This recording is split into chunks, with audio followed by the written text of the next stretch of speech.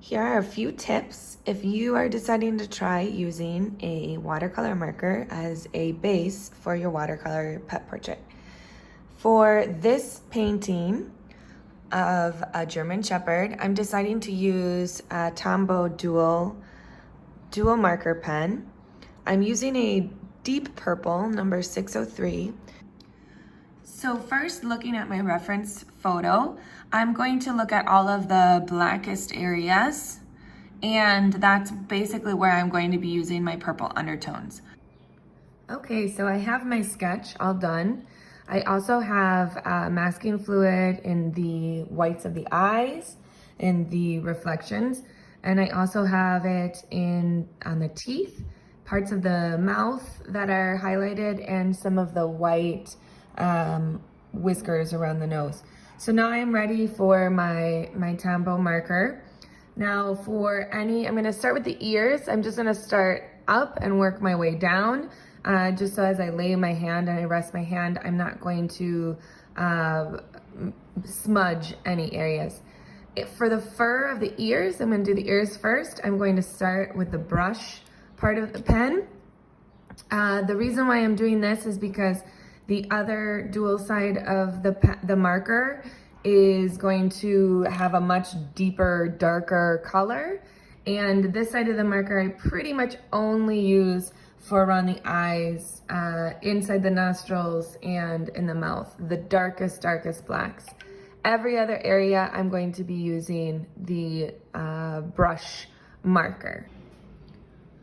Now, as you can see here, as I'm using my pen, my marker, I'm laying it a little bit more flat. I'm not pointing it down.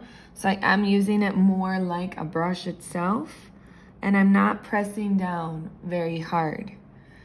I am trying to mimic the hairs here. So I'm not trying to do crosshairs that are going in the wrong direction.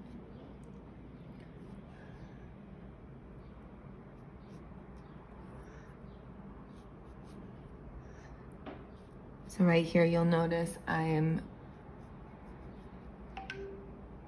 mimicking the hairs. And I think that's probably about all that I'm going to do. Maybe I'll just add a little bit more.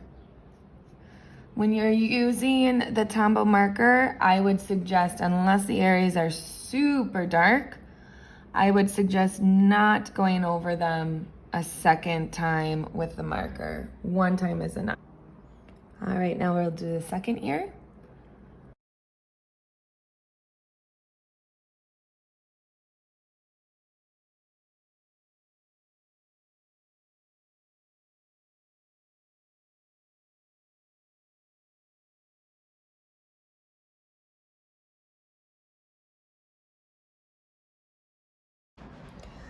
Okay, now I'm gonna work on the eyes. For the actual eye itself, I'm going to use the finer tip of my dual brush. For the fur that's around the eyes, that's the darkest part of the fur, I'm going to switch to the brush side, making sure that whatever lighter fur that I have in my painting, I'm always using the brush side.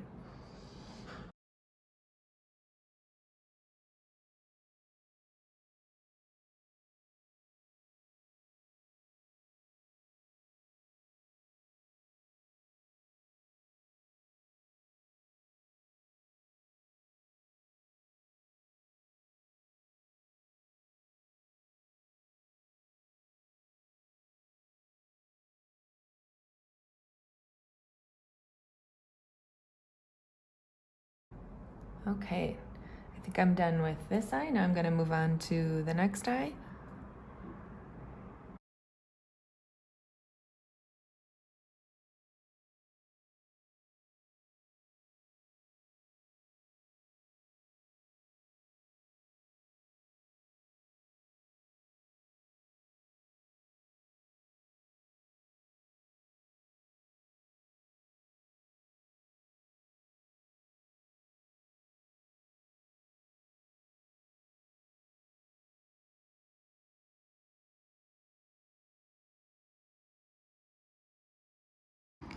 So for the nose area, I'm going to reference my photo one more time. The nostrils are of course, the darkest. And then on the top of the nose, for most dogs, you have this stippled effect. It's kind of dotted.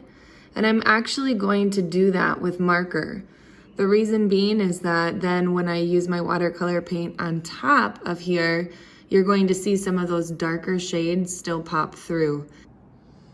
All right, I'm gonna start with the fine point for inside the nostrils. I'm gonna kind of color those in first to make sure that they're in the right spot. And then I'm gonna switch to the brush part for everything around it.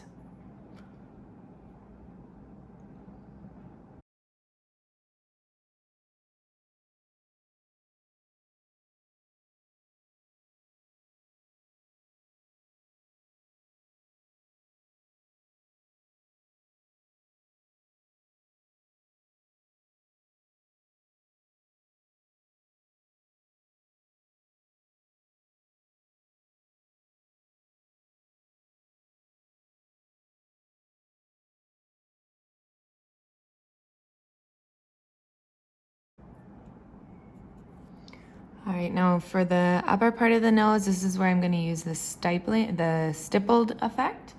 Now keep your hand very light when you're doing these, and look at where the darkest concentration of these dots are, making sure that you keep, so there's a highlight here, making sure that you keep the highlights free from any of the marker.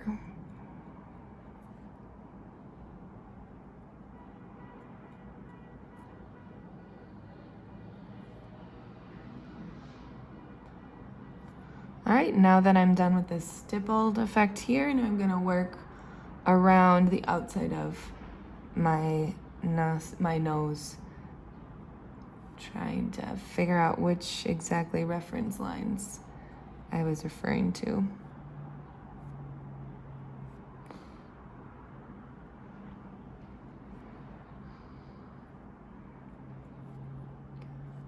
All right, now that we're getting to underneath in the nostril, I'm gonna use the same dotting effect in order to highlight some of those, keep the highlights, but also keep some of the darker spaces.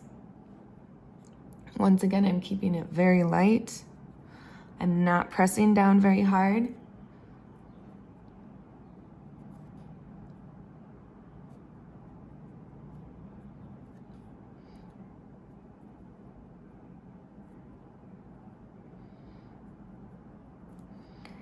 And then always once you get immediately under the nostril, you have the darkest shades. So here I might have a few thicker marker lines, or I just might do a few more dots in this area.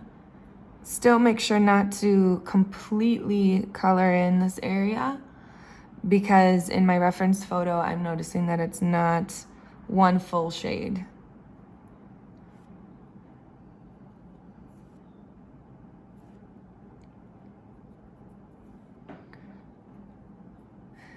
Now, this is important too, for the area coming right up to the lip here. Usually in my portraits, I don't ever get completely to the line here. So if you notice here, I have my pencil line. I'm not going to do the dots completely up to the mouth. The reason being is because there's always usually some hairs here. And so it tends to be a little bit blurry, fuzzy, but I am going to color in underneath that pencil line. And that's the area where you have the tongue and into the mouth. So now I'm gonna start that area. Still keeping my touch very light. And here on the side, we do have the darkest where we have the inside of the mouth.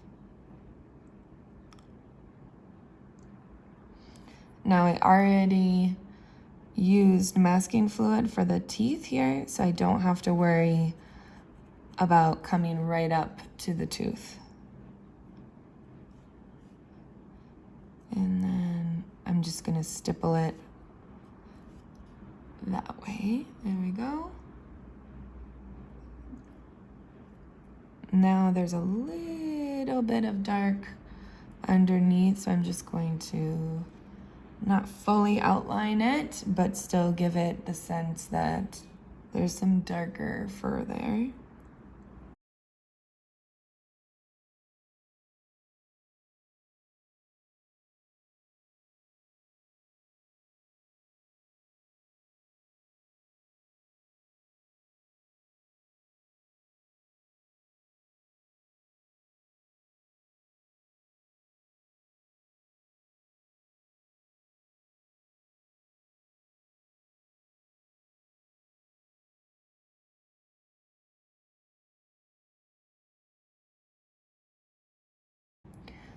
All right, now I'm gonna move on to this area right by where the white whiskers are, the white hairs. Now the darkest area I can see is right here underneath, but I'm still gonna use my dotting in order to not completely color it in.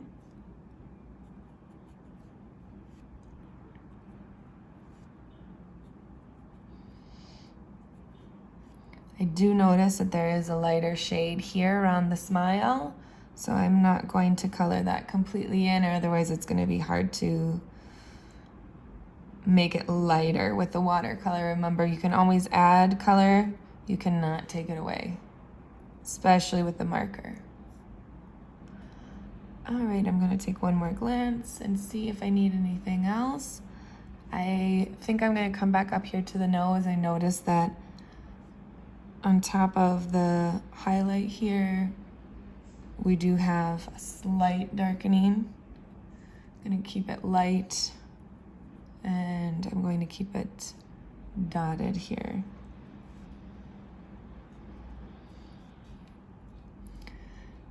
Now, the other reason why this dotting effect does help is it actually helps me to create a fur texture without having to do much with watercolor. All of this dotting here, once I put watercolor on top, it is going to fade the outline of the dot, but that darker pigment is still gonna stay there. So it's gonna give it kind of a granulating texture without having to do much effort when I paint on top of it. So this is what I had just done, these little dark patches here. And that's all that I added to my painting. Now that we are done, it's time to paint.